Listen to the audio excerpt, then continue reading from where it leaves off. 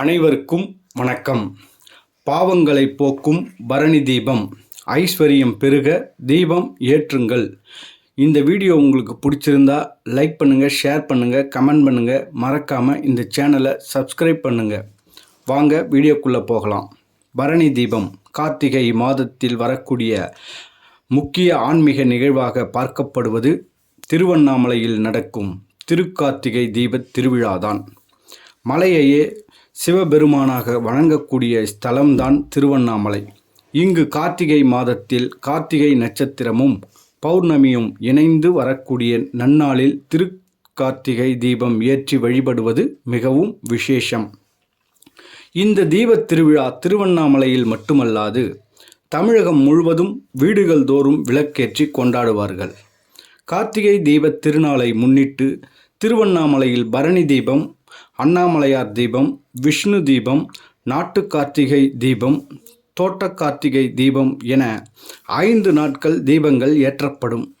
முதல் நாள் பரணி தீபம் ஏற்றுவார்கள். பரணி காளிக்குரிய நாளாகும். ஆதி நாளில் காளி தேவியை வழிபடும் நோக்கத்தில் பரணி தீபத்தை கொண்டாடினார்கள். அண்ணாமலையார் தீபம் கார்த்திகை மாத கார்த்திகை நட்சத்திரத்தில் மலையின் உச்சியில் விளக்கேற்றுவதுடன் இல்லங்கள் தோறும் ஏராளமான விளக்குகளை ஏற்றுகின்றனர். இது சிவபெருமானை குறித்து கொண்டாடும் விழாவாகும். இதை அண்ணாமலையார் தீபம் என்று அழைக்கின்றனர். பரணி தீபம் என்றால் என்ன?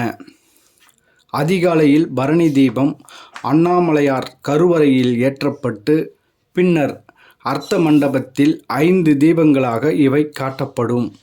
கார்த்திகை மாத பரணி நட்சத்திரத்தில் இந்த தீபம் காட்டப்படுவதால் பரணி தீபம் என்று பெயர் பெற்றது. படைத்தல், காத்தல், அழித்தல், மறைத்தல், அருளல் என்ற சிவனின் 5 அம்சங்களையும் காட்டும் விதமாகவே பரணி தீபம் காட்டப்படுகிறது. அதன் பின்னர் மாலை 6 மணி அளவில் திருவண்ணாமலை உச்சியில் மகாதீபம் ஏற்றப்படும். பாவங்களை போக்கும் பரணி தீபம்.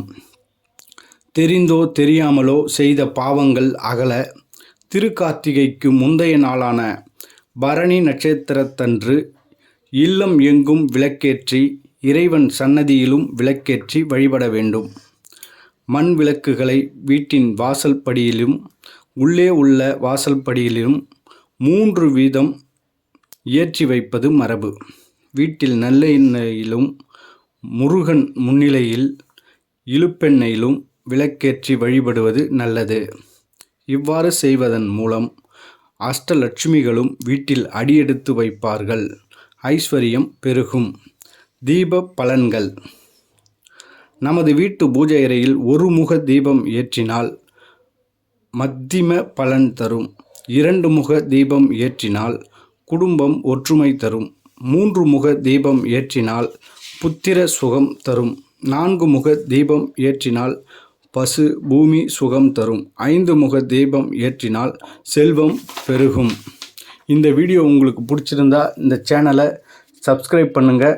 நன்றி, வணக்கம்.